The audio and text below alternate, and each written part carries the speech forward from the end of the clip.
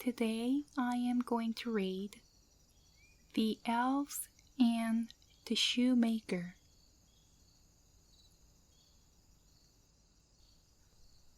There was once a shoemaker who, through no fault of his own, had become so poor that at last he had only leather enough left for one pair of shoes.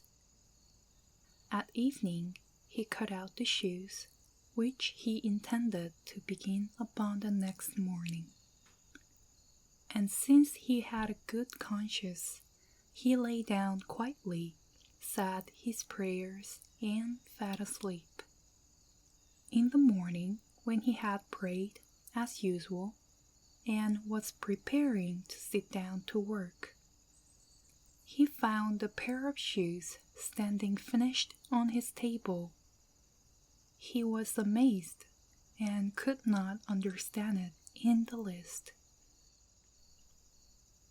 He took the shoes in his hand to examine them more closely. They were so neatly sewn that not a stitch was out of place, and were as good as the work of a master hand.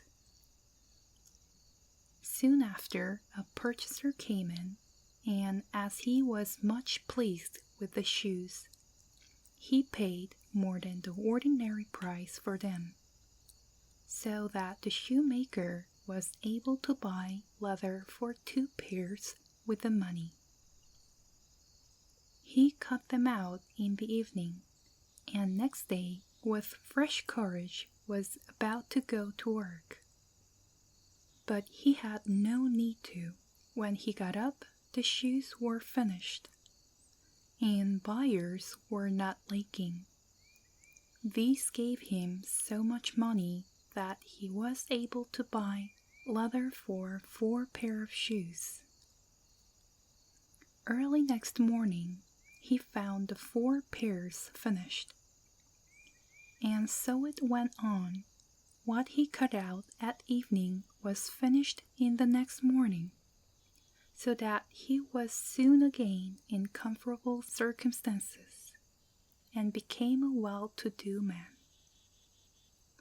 Now it happened one evening, not long before Christmas, when he had cut out the shoes as usual, that he said to his wife, "How would it be if we were to sit up tonight to see who it is that lends us such a helping hand?" The wife agreed, lighted a candle, and they hid themselves in the corner of the room, behind the clothes which were hanging there.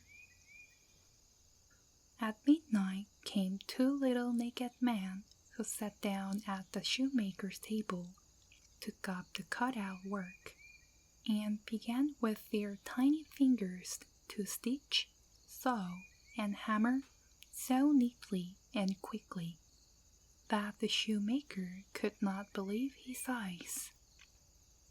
They did not stop till everything was quite finished, and stood complete on the table, and then they ran swiftly away.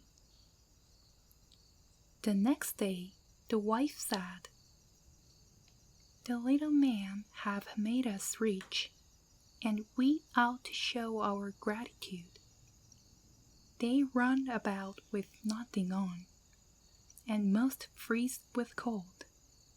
Now I will make them little shirts, coats, waistcoats, and hose, and will even knit them stout stockings. And you shall make them each a pair of shoes." The husband agreed, and at evening, when they had everything ready, they laid out the present on the table, and hid themselves to see how the little man would behave. At midnight, they came skipping in, and were about to set to work. But instead of the leather ready cut out, they found the charming little clothes. At first, they were surprised, then excessively delighted. With the greatest speed they put on and smoothed down the pretty clothes, singing. Now we were dressed so fine and neat, why cobble more for others' feet? Then they hopped and danced about, and leaped over chair and tables, and out at the door. Henceforward they came back no more, but the shoemaker fared well as long as he lived, and had good luck in all his undertakings. The end.